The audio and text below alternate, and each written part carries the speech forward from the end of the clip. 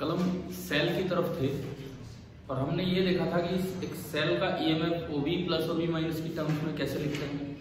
कोई load connect किया तो पोटेंशियल डिफरेंस ईएमएफ के बराबर नहीं होता है बल्कि E माइनस IR हो गया था। और लास्ट में फिर वो ग्राफिकल क्वेश्चन लिए थे, समझ रहे हो उसमें कितना ध्यान रखना पड़ता है। मतलब यूं रटने से काम नहीं चलेगा कि ये वाला ग्राफ है किस तरह का, जब एक लोड भी कनेक्ट किया उसमें। ठीक है, अब आज का जो हमारा टॉपिक है जहां से हम शुरुआत कर रहे हैं, कॉम्बिनेशन ऑफ सेल्स। इस साल के लिए CBSE ने 3 टॉपिक डिलीट कर दिए यहाँ से। कार्बन रजिस्टर्स, दूसरा उनकी कलर कोडिंग और तीसरा series and parallel combination of resistors. अब वो प्रूफ गायब हो गया, बस ये लगा लो। उनके बिना सर्किट तो सोल्व होंगे नहीं, सीरीज पैरेलल वो तो जरूरत पड़ेगी, तो उनके प्रूफ तो हमें करने ही है। तो अब हम चलते हैं सीधा, आज की जो क्लास होगी कॉम्बिनेशन ऑफ सेल्स के ऊपर। आइडियल सेल तो होता ही नहीं, सेल तो प्रैक्टिकली रियल सेल ही होते हैं जिसमें कुछ EMF भी होगा, कुछ इंटरनल रेजिस्टेंस भी होगी, इस तरीके से।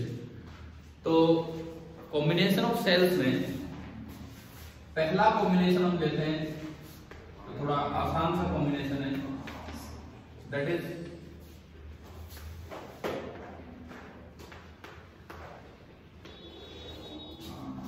Series combination. सीरीज कॉम्बिनेशन से हम शुरुआत करें। आपने 2 सेल लिए, एक ये है और एक ये है।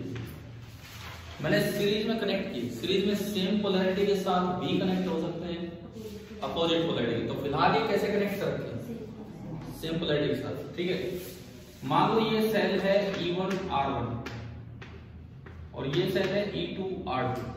अच्छा, अब इसका इक्विवेलेंट सेल बनाने का मतलब क्या है कि अगर मैं इस कॉम्बिनेशन को किसी एक लोड के साथ कनेक्ट करूं, किसी एक रजिस्टर के साथ कनेक्ट करूं और ये कॉम्बिनेशन उस रजिस्टर में करंट भेज दे कितना I, तो इसका इक्विवेलेंट बनाने का मतलब है कि मैं अगर इसकी जगह एक अकेला सेल भी यूज कर दूं जिसका EMF है E इक्विवेलेंट और जिसकी इंटरनल रेजिस्टेंस है R इक्विवेलेंट, और अगर इसको भी R रेजिस्टेंस के साथ कनेक्ट कर दे तो ये अकेला भी इसमें कितना सेम करंट भेजे, कितना करंट भेजे, I करंट भेजे।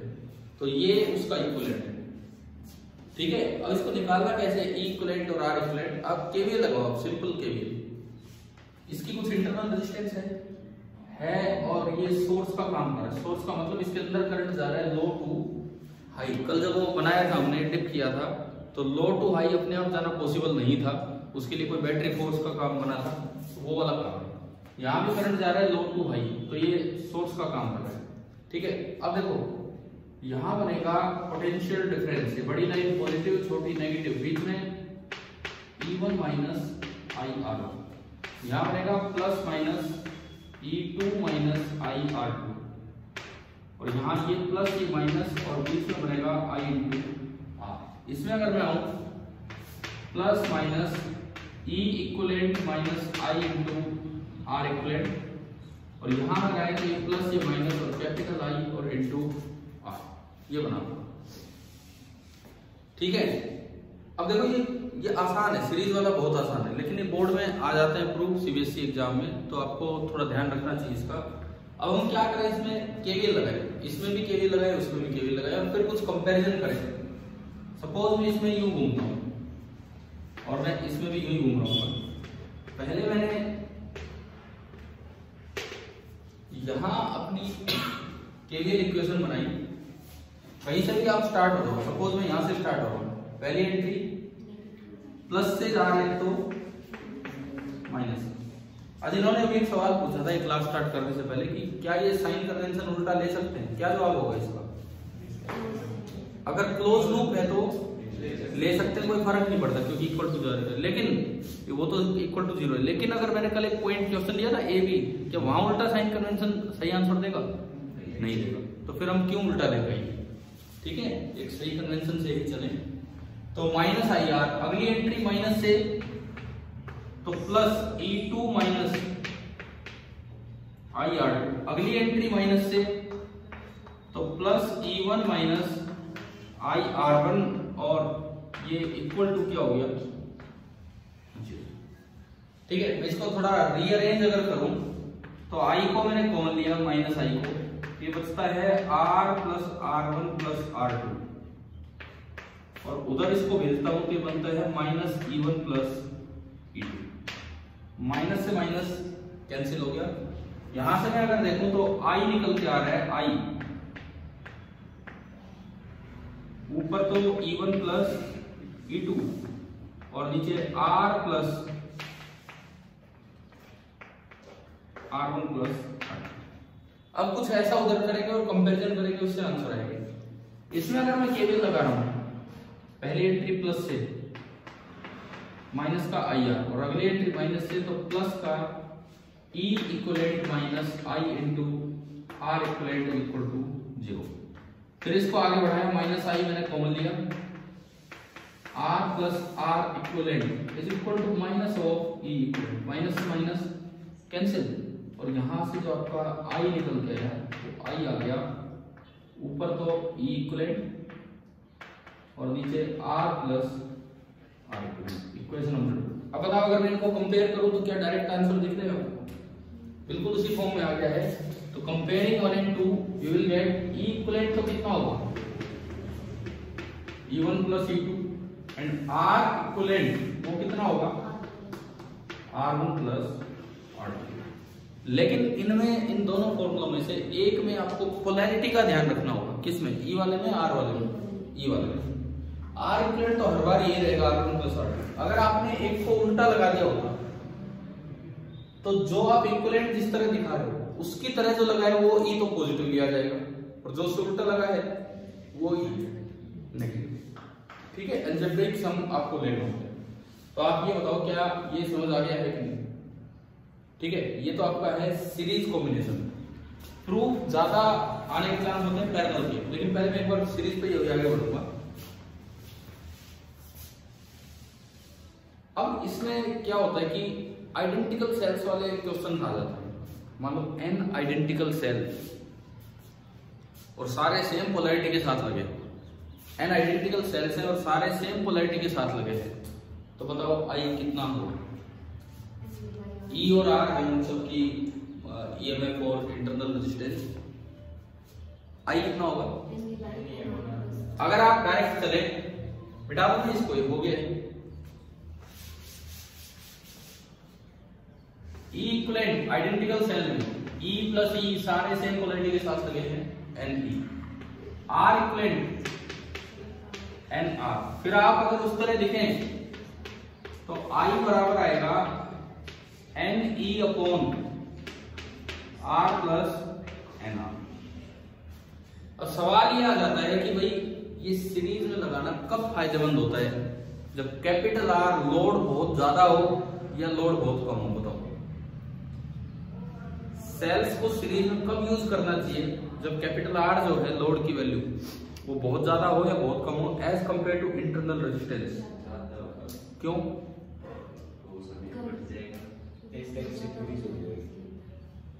सही बता रहे हैं।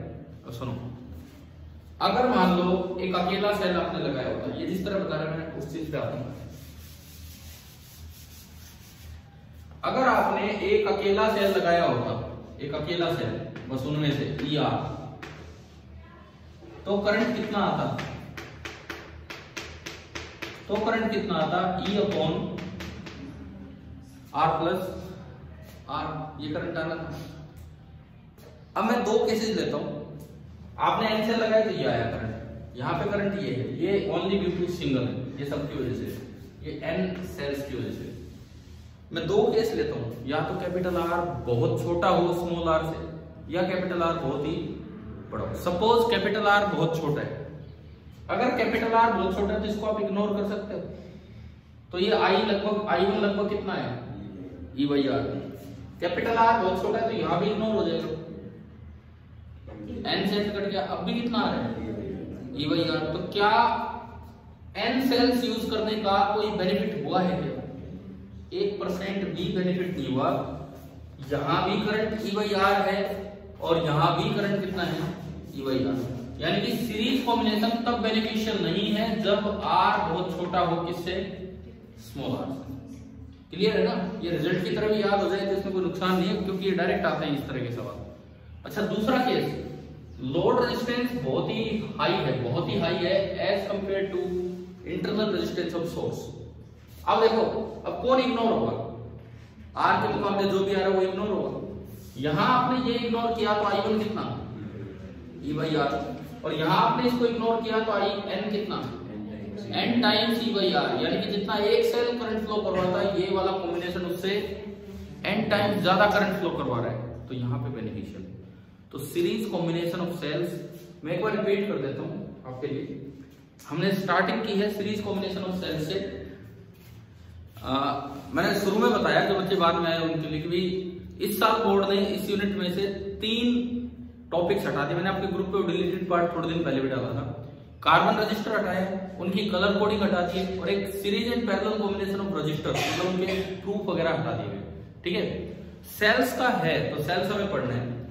मान लो सीरीज में सेल लगाने हैं। सीरीज में सेल लगाने का मतलब ये है कि इस तरह से लगाए, ठीक है, ये कोई लोड है। उल्टा लगाए तो सीरीज में है कि नहीं है?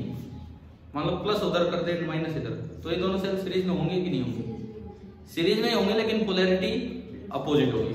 हमारा फॉर्मूला कुछ ऐसा निकल के आता है कि अगर इसकी इंटरनल रेजिस्टेंस R1 है, इसकी R2, तो इक्विवेलेंट इंटरनल रेजिस्टेंस का तो हमेशा ही फॉर्मूला क्या बनेगा? R इक्विवेलेंट का R1 plus R2। Equivalent E1 plus E2 होगा अगर दोनों सेम पोलैरिटी के साथ लगे, और E1 माइनस अगर अपोजिट पोलैरिटी के साथ लगे तो E1 माइनस E2। क्लियर? फिर हमने देखा कि जो I निकल के आया इस टाइप से, वो इसमें रख the values for n identical sales.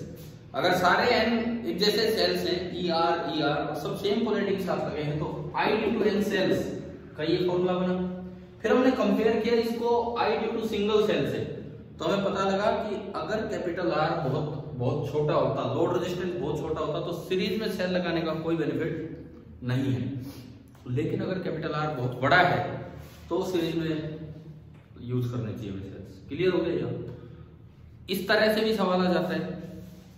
Total n sales हैं, सारे सीरीज में लगे हैं, लेकिन उनमें से m अपोजिट पोलैरिटी के साथ लगा दी। अब बताओ करंट कितना फ्लो करेगा? देखो इस तरह से आ गया, मान लो इस तरह से आ गया। सीरीज में ही बहुत से सेल्स थे, लेकिन कुछ सेल, थोड़े से सेल अपोजिट पोलैरिटी के साथ लगा दिए। आइडेंटिकल सेल है, ER, ये भी ER, ये भी ER, सारे ऐसे ही हैं। टोटल तो n सेल्स हैं, लेकिन जो अपोजिट पोलैरिटी के साथ लगे वो थोड़े से सेल है, m सेल। अब लिख के बताओ कि I, वैसे बताओ मुझे कि I कितना होगा?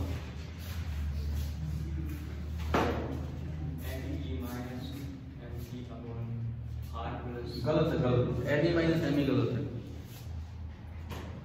क्या n सेल सीधे? क्या n सेल सीधे? सीधे कितने हैं? सीधे कितने हैं? n minus m। n minus m into E minus m into E, तो इक्विवेलेंट तो आपका ये बनेगा। तो इक्विवेलेंट कितना हुआ? n minus 2m into E। तो इसमें इक्विवेलेंट की जगह तो आ जाएगा n minus 2m into E upon R plus R। Equivalent में m का कोई रोल ही नहीं है, क्योंकि उसमें तो केवल टोटल होने हैं। कितना होगा? NR। तो I कितना बना आपका इस केस में? n minus 2m into E upon R plus NR। लिखना आ गया है? सीरीज कॉम्बिनेशन सेल्स क्लियर है बिल्कुल? ठीक है। और जो मेन सा रिजल्ट आया वही आया। कब यूज करनी चाहिए सेल सीरीज में? जब R लोड की रेजिस्टेंस की वैल्यू बहुत ही ज्यादा हो, ठीक है, as compared to source resistance internal. अब मैं चलता हूं दूसरे कॉम्बिनेशन में, पैरेलल कॉम्बिनेशन। बोर्ड के हिसाब से वो ज्यादा इंपॉर्टेंट है, उसका प्रूफ आ जाता है डायरेक्ट पैरेलल वाला।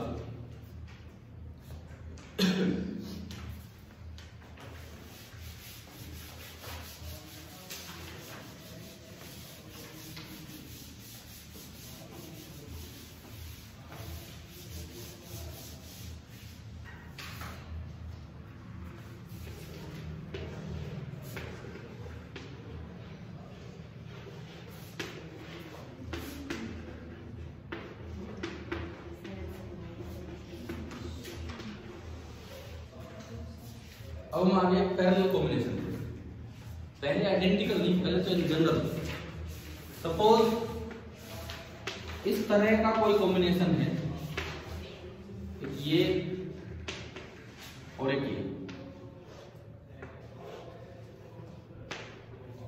ये सेल है E1 R1, ये सेल है E2 R2 और ये रेजिस्टेंस है कैपिटल R। ठीक है, अब आपको ये बताना है कि वही इक्विवेलेंट और इक्विवेलेंट कैसे निकालें और फिर आगे तो आइडेंटिकल सेल्स में चले जाएंगे। मतलब वही था कि इसकी बजाय अगर मैं एक सेल यूज करूं, इक्विवेलेंट आर इक्विवेलेंट, और ये कैपिटल आर है, ठीक है, एक सेल आपने यूज किया, तो आपको ये बताना है कि सेम करंट अगर आए तो इक्विवेलेंट और आर इक्विवेलेंट क्या होगा। क्या फॉर्मूला याद है आपको? पहली बात प्रूफ से पहले फॉर्मूले, पहली बात मैं ई इक्विवेलेंट लिखूं, ई इक्विवेलेंट बराबर न्यूमरेटर अपॉन डिनोमिनेटर। हाँ जी, न्यूमरेटर में E1 by R1 plus E2 by R2 divided by 1 by R1 plus 1 by R2। And R equivalent का क्या फॉर्मूला होता है? वो पैरेलल टाइप ही फॉर्मूला आ जाता है बाई चांस। ये आपका होता है R इक्विवेलेंट। ये तो एटलीस्ट रिजल्ट्स हैं, पेपर में प्रूफ आ जाए तो कुछ भी गुजर गुजर करके ये ले आना लास्ट में। ये भी होता है इनमें कई बार। क्या होता है यार, आप शुरू की दो इक्वेशन सही दिखा दो, केवीएल वगैरह जो भी है, ठीक है, बीच वाले चेक करने वाले ही चेक नहीं करते कई बार, क्यों लगता है हाँ अब तो ठीक ही किया होगा, और लास्ट में रिजल्ट्स अपने ढंग से लिखे हो। ठीक है, मैं ये नहीं कह रहा गलती करके आओ, मैं तो वैसे बता रहा हूँ अगर भूल जाओ क्या करना है क्या नहीं, तो भी एटलीस्ट रिजल्ट याद हो तो पूरे चांसेस होते हैं कि आप वहां पे नंबर दे सकते। ठीक है, अब ये आएगा कैसे, ये प्रूव कैसे होगा? ये रिजल्ट किस किस को याद थे भाई? एक ने तो बताए हैं अभी, और किस किस को याद थे रिजल्ट? 3 4 5 बच्चों को ध्यान है, आधों को ध्यान नहीं हो। तो ये चलो ये अब भी याद हो जाएंगे। ठीक है, अब ये प्रूफ कैसे होगा? कैसे करोगे, वो कैसे होगा ये बिल्कुल याद रखने की जरूरत नहीं है। आप एग्जाम में मतलब बेसिक स्टार्ट कीजिए। ठीक है, जैसे ये बता रहे मैं उस तरह करता हूँ। मान लो ये करंट आई आया, मैंने इसको ब्रेक कर दिया, सपोज ऊपर करंट कितना गया, तो नीचे आई टू मत बढ़ाओ, फालतू का वेरिएबल बढ़ेगा, नीचे कितना कर दो, I माइनस आई। इसमें 2 बार केवीएल लगाओ, एक बार पूरे में घूमते हुए, एक बार नीचे नीचे घूमते हुए, और I1 को गायब कर दो। I1 किसी काम का नहीं है उन दोनों इक्वेशन से। उधर केवल एक बार केवीएल लगाओ, और फिर इक्वेशंस को कंपेयर करना होगा, यही काम करना होगा, उससे फिर ये प्रूफ होगा। इधर की इक्वेशन हमें पता है, अभी थोड़ी देर पहले हमने लिखी थी। इधर की इक्वेशन बनती है I इज इक्वल टू, ऊपर तो क्या E इक्विवेलेंट, और नीचे R प्लस R इक्विवेलेंट। ये फिक्स है, इधर वाली इक्वेशन तो ये। अब इधर की इक्वेशन में कैसे बना, मतलब ये मुझे देखना है इसमें। उधर की इक्वेशन फिक्स है, इधर वाली कैसे बना?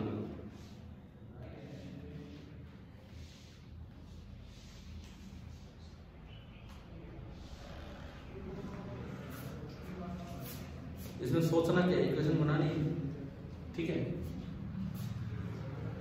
करें स्टार्ट क्या आप कर दोगे? मुझे ये बताओ, कर दोगे?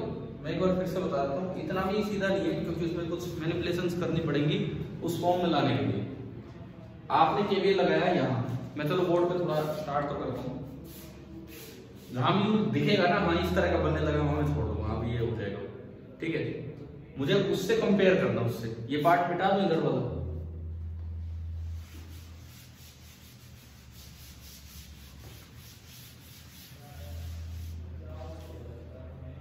देखिए, पहले बाहर बाहर घूम जाओ, बार बार यहां plus minus E1 minus I1 R1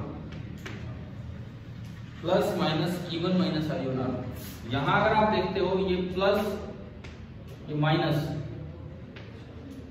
E2 minus I minus I1 into R2 और यहां बनेगा plus minus capital I into R।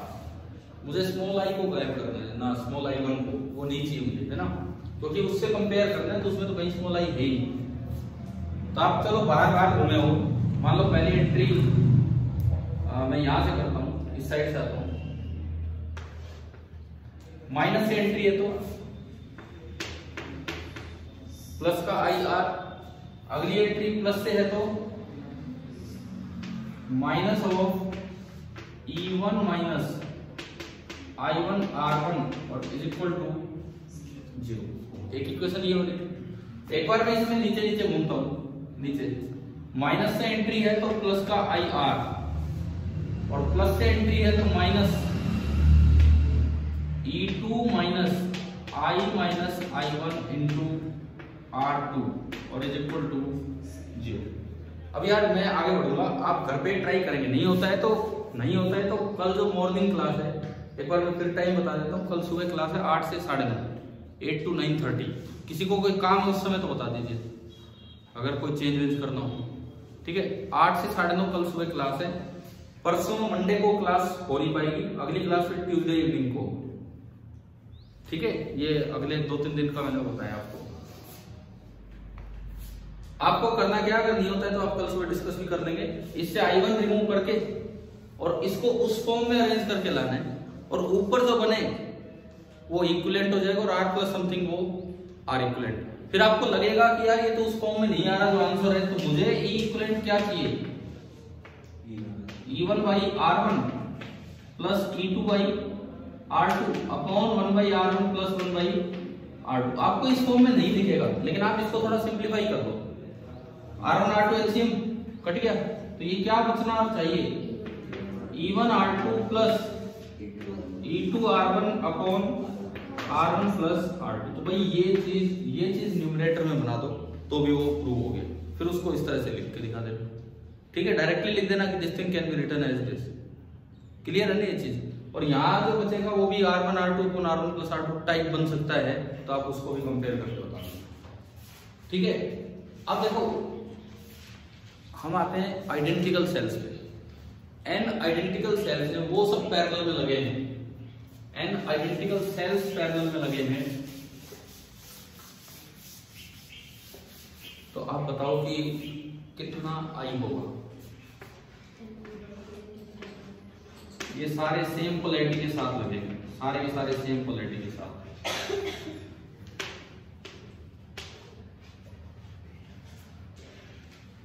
ये कैपिटल R, E R, ये भी E R, सारे E R हैं और N सेल्स हैं। पहली बात, E इक्विवेलेंट कितना होगा,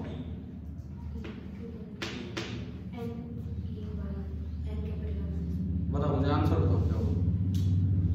only E by R plus E by R plus E by R n times upon 1 by R 1 by R 1 by R कितने times, n times, n by R से n by R। तो E equivalent only कितना है E। और जब वो 1 by R वाला formula use करेंगे तो R इक्विवेलेंट कितना होगा, R बाई n। तो जो current due to n cells आएगा, current due to n cells, वो आएगा E upon R plus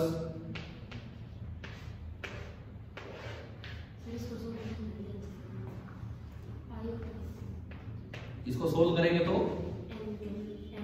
n E upon ये वही कौन सा आ गया, अच्छा ठीक है ये आ गया, यहां तक हो गया। अब फिर से आपसे पूछा जाए ये कब बेनिफिशियल है, कैपिटल R बहुत छोटा होगा बहुत बड़ा होगा। फिर से दोनों चीजें चेक करते हैं। अगर एक अकेला सेल आप लगाते, I/2 सिंगल सेल, तो वो होता E upon I due to single cell होता E upon R plus R, ये होना था, ठीक है। अब देखो इसमें अगर पहला केस में लेता हूं कि कैपिटल R बहुत बड़ा है इंटरनल रेजिस्टेंस से, अगर कैपिटल R बहुत बड़ा है तो स्मॉल r इग्नोर हो जाएगा, तो I1 कितना आया E बाई कैपिटल R। अब इधर आओ, अगर कैपिटल R बहुत बड़ा है तो स्मॉल r फिर से इग्नोर हो जाएगा और n से n कैंसिल, तो अब भी I कितना आया E बाई R। तो क्या कोई फायदा मिला है? नहीं। इसका मतलब पैरेलल कॉम्बिनेशन ऑफ सेल्स तब हमें कोई फायदा नहीं दे रहा है जब कैपिटल R बहुत ही बड़ा है, तब तो सेल्स को किस में लगाना चाहिए? सीरीज में, ठीक है। लेकिन अगर दूसरा केस में लूं, कैपिटल R बहुत छोटा है, सपोज ये वाला केस आ जाएगा, कैपिटल R बहुत छोटा है, तो इस समय क्या होगा? अगर कैपिटल R बहुत छोटा है, यहां आपने इग्नोर किया, तो I1 कितना आया E बाई R। अब इधर आओ, अगर कैपिटल R बहुत छोटा है, मैंने इसको इग्नोर किया, n ऊपर जाएगा, कितना आंसर आएगा n E बाई R। तो क्या उससे n टाइम्स करंट हो गया कि नहीं? हो गया। इसका मतलब देखो ये रिजल्ट डायरेक्टली याद रखने हैं, आपके क्वेश्चन सीधे बन के आते हैं, इवन कॉम्पिटिटिव एग्जाम में भी डायरेक्ट आता है, जेईई मेंस आप फिर अगली बार दोगे, नीट दोगे आप ये लोग, तो उनमें डायरेक्ट आता है। ये चीज याद रखना, अगर एक्सटर्नल रेजिस्टेंस बहुत बड़ा है तो सेल्स को किस में लगाना चाहिए? सीरीज में, और एक्सटर्नल रेजिस्टेंस बहुत छोटा है तो सेल्स को पैरेलल। क्या ये बातें आ गई समझ? अब एक तीसरी चीज और आती है कि एक्सटर्नल रेजिस्टेंस अगर कंपेरेबल है, एक्सटर्नल रेजिस्टेंस अगर कंपेरेबल है स्मॉल r के, आइडेंटिकल सेल्स आपको दिए हैं, तब आपको किस तरह से यूज करने चाहिए सेल्स? Mixed grouping. और उसमें भी एक सवाल आता है, आप आई को मैक्सिमम चाहते हैं, है ना, ध्यान है ये चीज। वो NR MR तो मुझे नहीं पता, वो तो एक्चुअली सीरीज में कौन से लिए हैं, पैरेलल में कौन से ये हैं, और ढंग से बताओ इस चीज को। सीरीज वाले रिजल्ट के लिए वैसे बताओ आप क्या बताना चाह रही हो इस रिजल्ट में? NR इक्वल टू MR हो जाएगा ना, तो I मैक्सिमम हो जाता है। NR इक्वल टू MR, ये कैसे है? क्या M तो पैरेलल के अंदर, इसको यूं मत याद करो, सुनो अब मैं बता देता हूँ। तीसरा मिक्स्ड ग्रुपिंग। सर इसका केस के अंदर पोलैरिटी चेंज कर दे कुछ की तो अच्छा इसमें, हाँ ठीक है, एक चीज रह गई ना इसमें, अभी हमने पीछे भी उसमें लिया था n में से पैरेलल कॉम्बिनेशन, उसमें सीरीज में लिया था n में से m उल्टे लगा दिए थे। यहाँ भी आप ये मान लो कि लेस देन हाफ को उल्टा लगा दिया, n तो टोटल है, लेकिन उनमें से थोड़े से m आपने कैसे लगा रखे हैं? अपोजिट। अब देखते हैं कि क्या बनेगा। सबसे पहली बात E इक्विवेलेंट, डिनोमिनेटर में तो कोई फर्क नहीं पड़ना, 1/r plus 1/r plus 1/r, ये तो कितने हैं? n है, टोटल n है। हाँ न्यूमरेटर में E/r सीधे वाले कितने हैं? n थोड़ी सीधे, n माइनस m, यही गलती हो जाती है तब भी वो करे रहते। माइनस उल्टे कितने? ओनली m, तो वो घटेंगे। और ये 1/r कितने हैं? n। इक्विवेलेंट आ गया, ये आया, ये r तो कॉमन आके कट लेना है, e कॉमन आया, n माइनस 2m इंटू, क्या यही आ रहा है क्या ऊपर? है ना, ऐसा ही कुछ वहां भी आएगा, समझ आ रहा है? देखो 1/r कॉमन आके कट गया, e अब n क्या नीचे क्या, हाँ एक नीचे n हो रहेगा, उससे अलग है आंसर, ठीक है।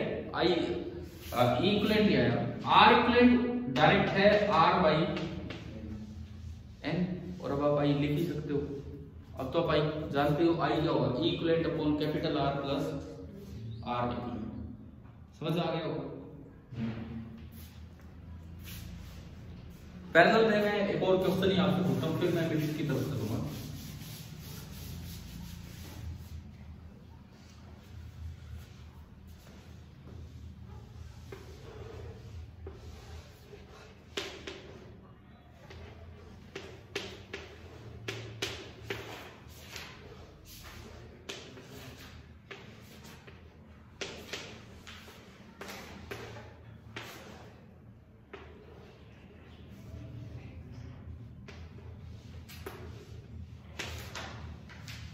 Find VA minus VB।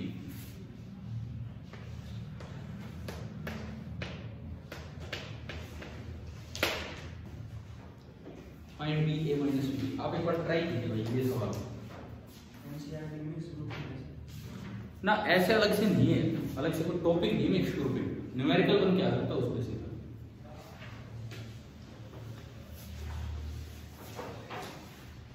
और मिक्स ग्रुपिंग का आएगा तो केवल आइडेंटिकल सेल, केवल और केवल आइडेंटिकल सेल। हम भी इसका रिजल्ट ही पढ़ रहे होंगे, वो डेप्थ में नहीं जाएंगे। ये कीजिए आप ट्राई, VA माइनस VB।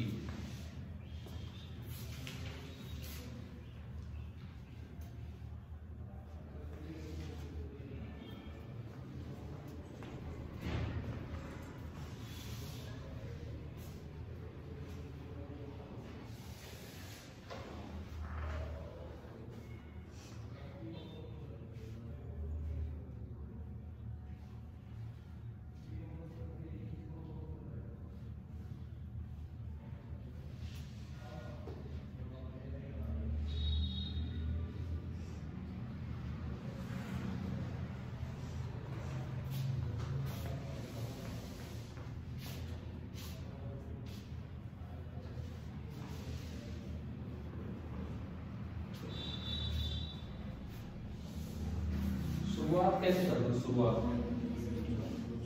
क्या वो I और I1 और I2 मान के उससे हो जाएगा, कोई दिक्कत नहीं है, लेकिन उससे थोड़ा टाइम लगता है, उससे थोड़ा टाइम लगता है कंपेयर करना, इक्वेशन को अरेंज करना। एक और आसान तरीका, ना ना वो भी बड़ा है, एक और आसान तरीका, आपको क्या निकालना है? VA minus VB। एक और आसान तरीका ये है, क्या A और B बाहर कहीं और जुड़े हुए हैं? क्या कोई और चौथी चीज है इनके साथ? नहीं है। तो आप इसी सर्किट को इस तरह देखिए, ये पॉइंट A है, ये पॉइंट B है। आप इस सर्किट को इस तरह देखिए, एक पॉइंट A है, एक पॉइंट B है, और दो नहीं 3 सेल हैं।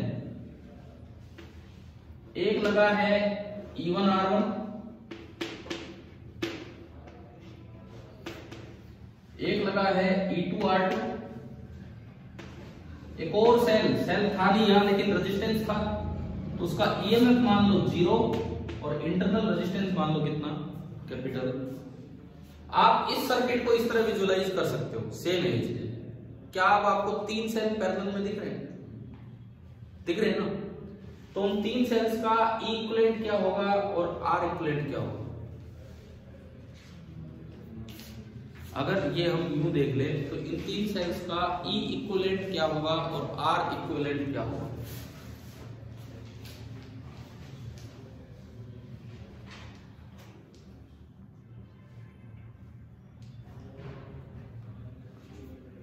इक्विवेलेंट की अगर मैं बात करूं, ऊपर तो 2 ही टर्म आएंगी, E1/R1 plus E2/R2 plus 0/R, वो तो खत्म। नीचे लेकिन 3 टर्म आएंगी, 1/R1 plus 1/R2 plus 1/R। ठीक है। और अगर मैं R इक्विवेलेंट की बात करूं, छोड़ो, निकालने की जरूरत नहीं है, कुछ भी उसका R इक्विवेलेंट होगा, क्यों जरूरत नहीं अभी बताता हूं। अब आपने इन 3 को रिप्लेस किया है एक सिंगल सेल से।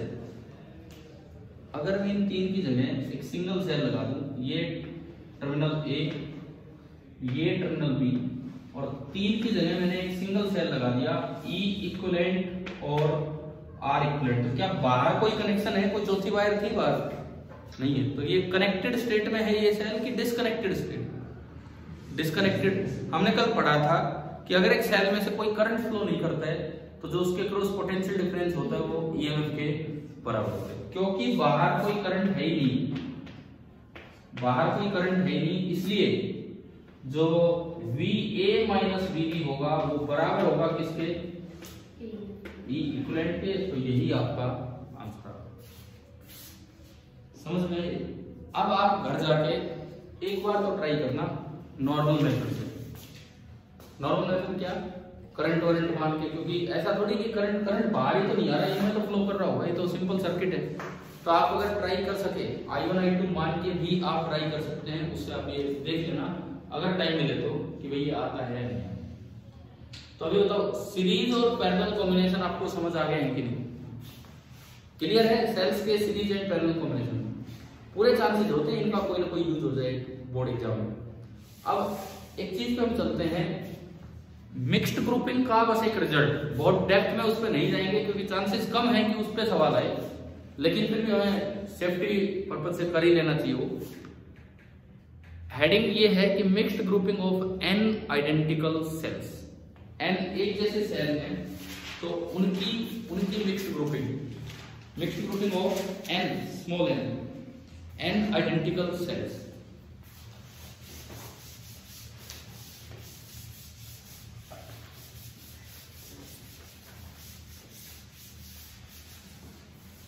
अब देखो आपने n आइडेंटिकल सेल्स लिए और हर एक सेल का EMF E है और इंटरनल रेजिस्टेंस कितना है R, ये आपने लिया। लोड रेजिस्टेंस जो आपको दिया है, लोड रेजिस्टेंस बाहर वो कितना दिया है कैपिटल R, और कैपिटल R ना तो स्मॉल r से बहुत बड़ा है ना स्मॉल r से बहुत छोटा है। तो अब आप अगर मैक्सिमम करंट पहुंचाना चाहें लोड को, ये हमारी रिक्वायरमेंट है, मैक्सिमम करंट आप लोड को पहुंचाना चाहते हैं तो उसके लिए सेल्स को ना तो सीरीज में लगाना चाहिए ना ही पैरेलल, क्योंकि सीरीज में तो तब लगाते हैं जब कैपिटल R बहुत ही बड़ा होता, ये नहीं है। पैरेलल में तब लगाते हैं जब कैपिटल R बहुत ही छोटा होता, ये भी नहीं। फिलहाल तो कैपिटल R कंपेरेबल है किसके, स्मॉल r। तो ऐसे में टू गेट मैक्सिमम करंट आप इन सेल्स को सीरीज और पैरेलल में इस तरह अरेंज करो कि जो R इक्विवेलेंट बने, सेल्स का जो R इक्विवेलेंट बने वो बराबर आ जाए किसके, कैपिटल R। ठीक है, अगर आप इस तरह का केस देखते हो, ये वाला केस, और फिर आप लोड को मैक्सिमम करंट पहुंचाना चाहते हो तो आपको ना इस तरह से सेल्स की रीअरेंजमेंट करनी चाहिए ताकि R इक्विवेलेंट बराबर आ जाए कैपिटल R के। अब टोटल नंबर ऑफ सेल्स कितने थे, n थे मान लो। मैंने उनमें से एक रो बनाई और एक रो में लगा दिए n1 सेल, एक रो में लगा दिए n1 सेल, ठीक है। और ऐसी आइडेंटिकल रोज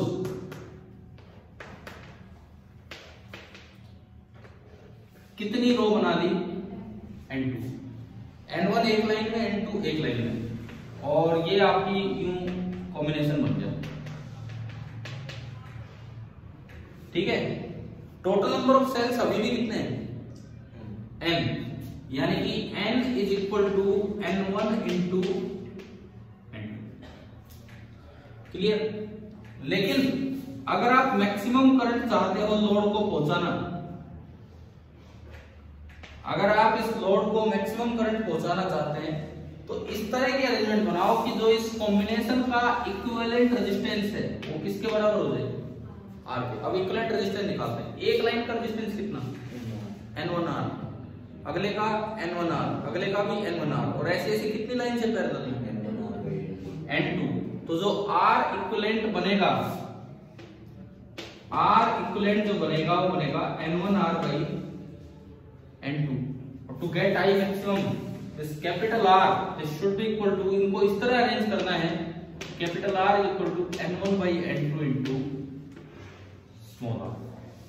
आप इसी चीज को बोल रहे थे NR बराबर MR, आप एक को N बोल रहे थे को M, वो मैं यही कह रहा था कि वो मेन रिजल्ट क्या है, वो NR MR तो हो जाएगा, लेकिन मेन रिजल्ट इस तरह से याद रखना चाहिए कि जो इंटरनल रेजिस्टेंस का इक्विवेलेंट पार्ट बन रहा है that should be equal to external load resistance. लेकिन ये कब है, जब कैपिटल R ना तो बहुत छोटा है ना बहुत ही बड़ा है, तब। क्लियर हुआ ये? ठीक है, ये अब N1 इंटू दो वेरिएबल है तो दो इक्वेशन भी है मेरे पास। एक तो टोटल नंबर ऑफ सेल दिया होगा तो N1 इंटू N2 पता है, और एक कैपिटल R और स्मॉल r दिया होगा तो यहां से N1 बाई N2 भी पता है, तो उससे आप ये चीजें सोल्व कर सकते हैं। ठीक है,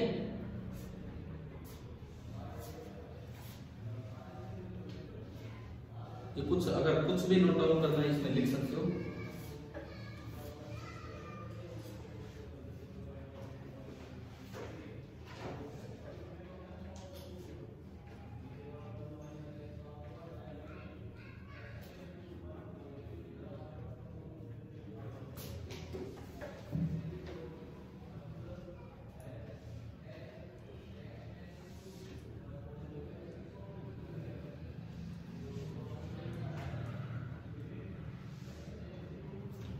जैसे एक क्वेश्चन लो, आप वो करके देखो।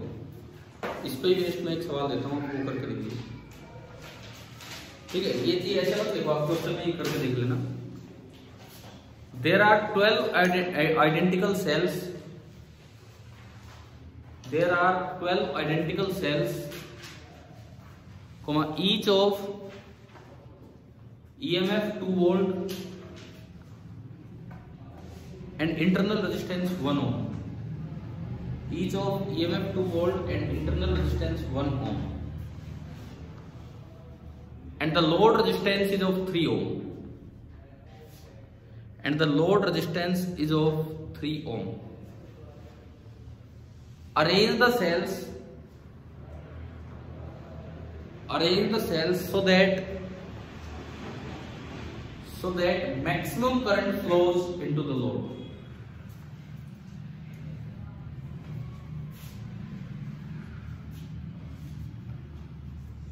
Arrange the cells so that maximum current flows into the load. Load में ज्यादा से ज्यादा करंट जाए, इस हिसाब से आप अरेंज कीजिए।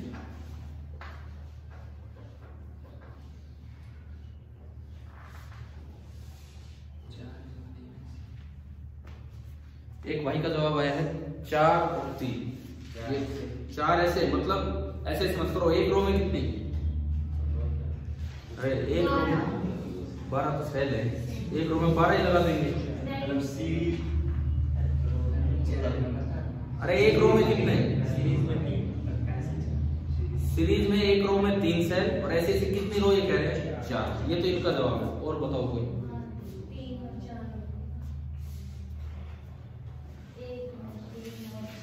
देखते हैं, अभी देखते हैं, सुनो। टोटल 12 भी सेल होने चाहिए, ये भी देख लेना। 4 और 2 12 सेल कैसे हो गए? 6 तो हो सकता है, सही होगा, कोई दिक्कत नहीं है, क्योंकि आपके 12 सेल बन रहे हैं, इनके भी 12 बन रहे हैं। देखो अब इधर सुनो, देख लेते हैं, इधर सुनिए बस फटाफट। कैपिटल आर कितना दिया है? 3 ओम। पहली इक्वेशन 3 बराबर N1/N2, और ये स्मॉल आर कितना दिया है? 1। दूसरी इक्वेशन N1 into N2 कितना होना चाहिए? 12। N1 into N2 is equal to 12। समझ आ गई? यहां से N1 बराबर बन रहा है 3N2। N1 की जगह क्या आया?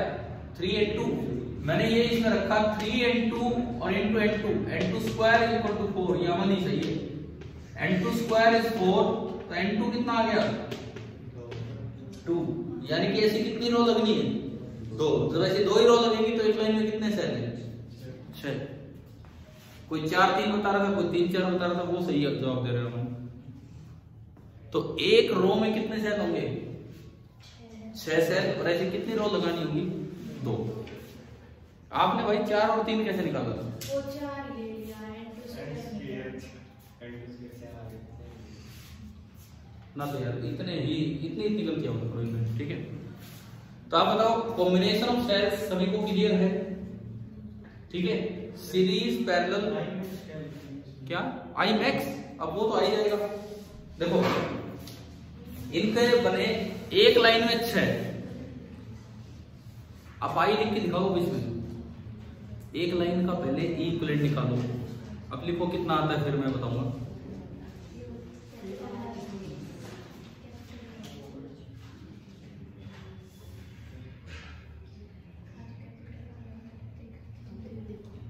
कितना आया? I max.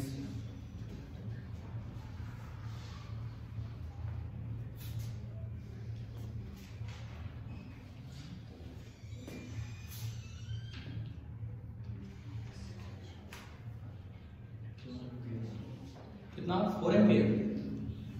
एक लाइन का ईएमएफ कितना, एक एक वोल्ट का थे, दो दो वोल्ट के, एक लाइन में 6 है तो 12 वोल्ट हो गए एक लाइन में, 12 वोल्ट 6 ओम एक लाइन में, और 12 वोल्ट 6 ओम दूसरी लाइन में, पैरेलल में दो बन गए होंगे। कोई ऊपर वाली लाइन में 12 वोल्ट 6 ओम, इसमें 12 वोल्ट 6 ओम, तो दोनों का एक क्या बनेगा 12 और 12 का ई तो 12 ही आने, देखा था हमने अभी ई सबका ई आ रहा था, यानी कि जो एक सेल बनेगा वो 12 वोल्ट का बनेगा और 6 का कितना हो जाएगा 3 ओम। एक अकेला सेल जो बनेगा, समझ आए, एक अकेला सेल जो बनेगा इनका इक्विवेलेंट वो 12 वोल्ट 3 ओम का होगा। और लोड रेजिस्टेंस कितना है 3 ही है ना शायद, तो आई आ गया E upon R plus R, 12/3 plus 3 12/6, यानी कि कितना आ रहा है मैक्सिमम करंट 2 एम्पियर। समझ आया कैसे किया, बताओ एक मिनट, समझ आया कि दोबारा बताऊं? नहीं है कहीं तो बोर्ड पे बना के दिखा देता हूं।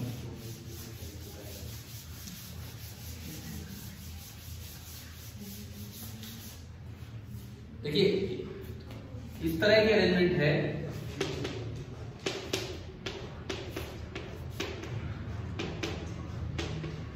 6 यूं लगे हैं,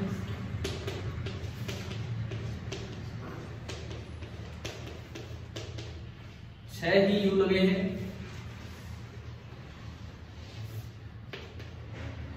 और ये लोड रेजिस्टेंस कितना है R, ठीक है। ये R की वैल्यू आपको दी है सवाल में 3 ओम, ये सब 2 वोल्ट 1 ओम के हैं, तो इस अकेली लाइन का जो E इक्विवेलेंट है वो 6 गुना 2 12 हो गया, और R इक्विवेलेंट सीरीज में है 6 ओम, तो इसकी जगह हमने एक सेल लगाया 12 वोल्ट 6 ओम, दूसरा सेल लगाया 12 वोल्ट 6 ओम, और जो लोड रेजिस्टेंस है वो कितना 3 ओम। अब ये E1/R1 plus E2/R2 by 1/R1 plus 1/R2 करोगे तो 12 12 का 12 ही आना है, अभी पढ़ा था हम लोग। तो इसका जब आप एक सेल बनाएंगे तो ईएमएफ तो बनेगा 12 वोल्ट, और 6 और 6 का पैरेलल वाला उस टाइप का फॉर्मूला है, तो ये कितना आएगा 3, और नीचे 3 ही है। अब जो करंट होता है वो होता है E upon R plus R equivalent, तो 12/3 प्लस 3 12/6, तो कितना करंट आ गया 2 एम्पियर, ये आई मैक्स की वैल्यू।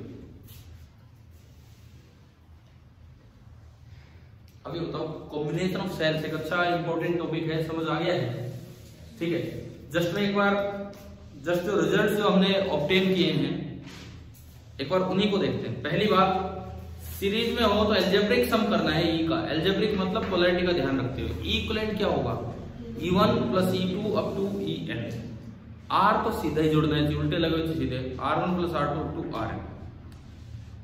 अगर आइडेंटिकल सेल है तो वो कब बेनिफिशियल होता है सीरीज कॉम्बिनेशन, जब एक्सटर्नल लोड रेजिस्टेंस बहुत ही ज्यादा हो as compared to internal resistance of the cell, ठीक है।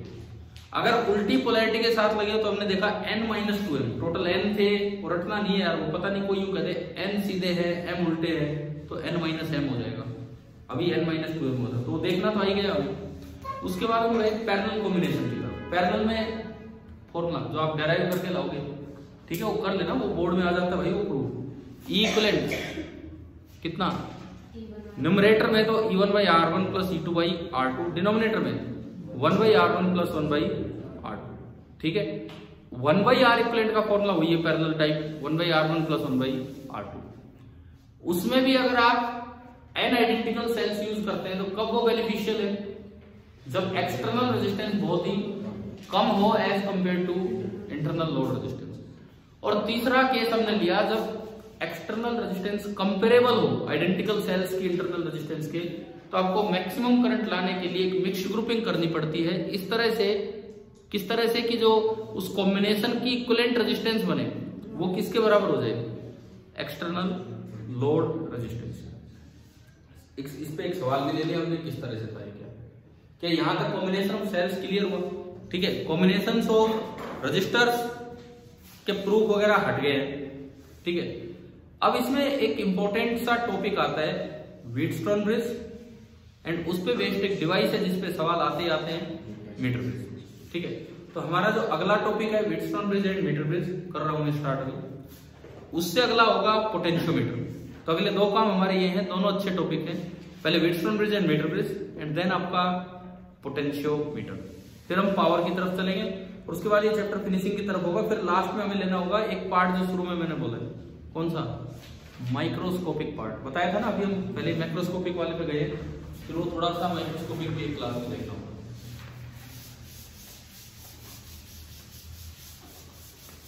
Wheatstone bridge, sir Charles Wheatstone एक साइंटिस्ट थे। ये ब्रिज बहुत होते हैं फिजिक्स में, कई ब्रिज हैं, 6-7 सर्किट्स के सीधे सीधे ब्रिज हैं। क्या कह रहे हो, कोई नाम बताया है तो बताओ मुझे। मैं कह रहा हूँ फिजिक्स में कई ब्रिजेस होते हैं, कई तरह के ब्रिजेस होते हैं, लेकिन जो आपके सिलेबस में है वो ओनली एंड ओनली कौन सा है, व्हीटस्टोन ब्रिज। ठीक है, अब देखते हैं व्हीटस्टोन ब्रिज क्या है, कैसे काम करता है, या कैसे पहचानते हैं इसे। पहली बात तो व्हीटस्टोन ब्रिज को पहचानना भी हमारी समझ में आना चाहिए।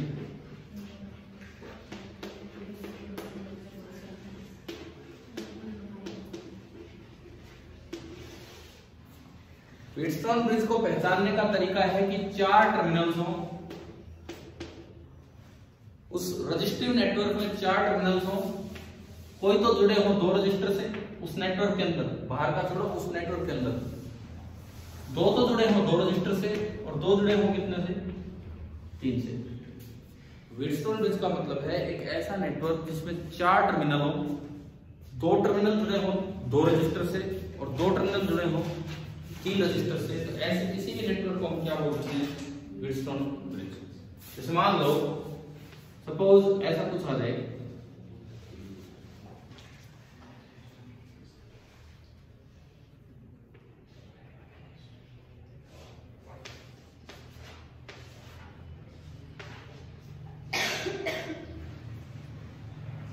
ये आपसे पूछा जाए पहचानो ये व्हीटस्टोन ब्रिज है कि नहीं, तो हम अपने ये दे दिया उसमें ट्रायंगल के अंदर ट्रायंगल, इस तरह से हम अपने टर्मिनल्स के नाम देना स्टार्ट करें। मान लो बैटरी के इस साइड टर्मिनल है A और बैटरी के उस साइड टर्मिनल है B। एक टर्मिनल का मतलब होता है सेम पोटेंशियल वाला पॉइंट, वो वहीं तक आप ले जाओ जहां तक कनेक्टिंग वायर चलेगी, जहां तक कनेक्टिंग वायर चलेगी आप उसे लेके जा सकते हो। ये A है तो यहां भी A, यहां भी A और यहां भी A। अच्छा, इनके कुछ भी नाम हो सकते हैं, R1, R2, R3, R4 and R5। अब इसको पहचानते कैसे हैं और कैसे इसको नॉर्मल फॉर्म में कन्वर्ट करें। ये टर्मिनल A पहुंच गया यहां तक, आगे तीनों रास्ते बंद है, आगे तो जा ही नहीं सकते। B को लेके चलो, B यहां तक आया, जहां तक कनेक्टिंग वायर चलेगी सेम टर्मिनल चलेगा। B यहां क्या अटक गया, कहीं भी एक साइड आप कूद जाओ, इससे आगे C है, ये भी C, ये भी C, ये भी C, इधर कूद जाओ, ये D है। आप बताओ कि आपने सभी को नाम दे दिया है कि नहीं? क्या सारे रजिस्टर्स को टर्मिनल्स का नाम मिल चुका है, क्या कोई रह गया? मिल गया। कितने टर्मिनल बने, कितने टर्मिनल बने? अरे ABCD तो पता ही है, और E तो है ही नहीं इसमें। अब फिर काउंट क्या करोगे वहां का? 4 ही टर्मिनल बने, A, B, C और D। A बताओ कितने रजिस्टर से जुड़ा है? 1 और 1 तो बस। B कितने रजिस्टर से जुड़ा है? 2। C कितने रजिस्टर से जुड़ा है? 3। D कितनों से जुड़ा है? 3। देखना आ रहा है, 4 ही टर्मिनल है, 2 2 3 3। इसका मतलब ये क्या है, व्हीटस्टोन ब्रिज। अब हम इसे नॉर्मल फॉर्म में कैसे कन्वर्ट करते हैं वो भी सुने। जो 3 3 वाले हैं उनको तो ऊपर और नीचे बना दो, और जो 2 2 वाले हैं उनको साइड में बना दो। 2 2 वाले कौन कौन है? A और B, और 3 3 वाले C और D। अब एक एक करके रजिस्टर लाओ। R1 देखो, वहां R1 देख के बताओ किस किसके बीच में? C और D। तो इसका नाम है R1। R2 C और A, ये आपका बना R2। R3 C और B, ये आपका बन गया R3। R4 डी और बी, तो ये यहां वाला R4, R5 ए और डी, तो ये आपका बन गया R5। और बैटरी ए और बी, और बैटरी में भी ए की तरफ पॉजिटिव है। क्या अब ये जाना पहचानी फॉर्म नजर आ रही है आपको, है ना, दिख रही है? तो व्हीटस्टोन ब्रिज, किसी को कोई शक है व्हीटस्टोन ब्रिज है भी कि नहीं? क्योंकि वैल्यू तो मैंने दी नहीं, R1 R2 R3 R4। हाँ जी बोलो, क्या डाउट है? बोलिए, कुछ तो है तो बोलो कुछ। तो बिना वैल्यू दिए हम बोल सकते हैं व्हीटस्टोन ब्रिज। अगर अगर अगर अगर अरे उन्हें बोलने दो 1 मिनट। तो व्हीटस्टोन ब्रिज है, नहीं तो नहीं है। ये दोनों सही बता रहे हैं। व्हीटस्टोन ब्रिज है, हम ये थोड़ी कह रहे हैं कि बैलेंस्ड है। आप तो और एक स्टेप आगे जा रहे हो, बैलेंस्ड है कि नहीं। भाई बैलेंस तो बात की बात है, पहले हम पहचाने कि ये व्हीटस्टोन ब्रिज है भी या नहीं। समझ में आया? बैलेंसिंग तो बात की बात है। आप ये बताओ कि आपको व्हीटस्टोन ब्रिज पहचानना आ गया है कि नहीं? क्लियर है? अब देखो नॉर्मली ये अजीब सा सर्किट दिखता है, कैसा भी घुमा फिरा के दे सकते हैं। हमें उनमें से सेलेक्ट करना आना चाहिए कि कोई व्हीटस्टोन ब्रिज बन पा रहा है कि नहीं। क्या ये 2-2 3-3 वाला तरीका समझ आ गया? ठीक है। अब अगला सवाल ये होता है, ये बैलेंस्ड है कि नहीं। बैलेंस्ड का मतलब ये होता है कि बीच वाले में से करंट कितना हो, 0। बीच वाले में करंट 0 तब होगा जब इसका और इसका पोटेंशियल सेम हो। यानी कि अगर VC बराबर VD है, then the WSB Wheatstone bridge is balanced. और उसका एक रिजल्ट जो कैसे निकल के आता है, वो बैलेंस तभी होता है जब आमने सामने वाले का प्रोडक्ट सेम हो। मैं कहता हूँ रेशियो की तरह मत याद करो, आधी बार गड़बड़ कर देते हो, आप प्रोडक्ट की तरह याद करो। अगर आमने सामने वालों का प्रोडक्ट सेम है, इफ R2 into R4 जो इसमें बन गए ना, और R5 into R3, कई बार बच्चे बीच वाले को R5 बोलते, वो क्यों याद करना, जो भी है आमने सामने वालों का अगर प्रोडक्ट सेम है, then the Wheatstone bridge is balanced. Balanced है तो VC बराबर VD, मतलब बीच वाली वायर में कोई करंट फ्लो नहीं करेगा। कोई करंट फ्लो नहीं करेगा तो आप उसको रिमूव कर सकते हैं। उसको रिमूव करते ही ऊपर वाले दोनों सीरीज में, फिर नीचे वाले दोनों सीरीज में, और फिर वो दोनों पैरेलल में, और आसानी से सर्किट सोल्व हो जाते हैं। अब ये कंडीशन आती कैसे है कि R2 R4 बराबर R5 R3, बहुत आसान है, बहुत ही आसान है। आपको 2 बार केवीएल लगाना है। देखो यहां से करंट I आया, यहां से करंट I आया, सपोज इस साइड गया I1, तो इधर कितना बचा, I माइनस I1। उस साइड अगर I1 गया तो इधर बचा I माइनस I1। अगर ये बैलेंस्ड है तो क्या बीच में कोई भी करंट जाएगा? यानी कि पूरा का पूरा करंट I1 इधर हो गया, और ये पूरा का पूरा करंट I माइनस I1 इधर हो गया। और अगर ये बैलेंस्ड है तो बीच वाले के अक्रॉस पोटेंशियल ड्रॉप कितना होगा, 0। समझ आया? अब आपको क्या करना है घर पे, एक बार इसमें घूम के केवीएल लगाना, और एक बार इसमें घूम के केवीएल लगा देना। आपको IR लिखने आने चाहिए, पोटेंशियल ड्रॉप जहां भी है, इसके अक्रॉस कितना रहेगा, 0। एक बार इस लूप में घूमना, एक बार इस लूप में, इसमें भी I1/I2 निकाल लेना, इस केवीएल से भी I1/I2 निकाल लेना, दोनों को इक्वेट कर देना, क्रॉस मल्टीप्लाई कर देना, आपकी कंडीशन डिराइव हो जाएगी। ठीक है। अब आपको ये 2-3 काम घर से कर लेने, कल सुबह हम मिलते हैं। टाइम आपका मैंने बता दिया है 8 से 9:30। ठीक है, आप ये काम करके लाएं, फिर कल मीटर ब्रिज इसी पे बेस्ड है, उसको कंटिन्यू करते हैं। Thank you.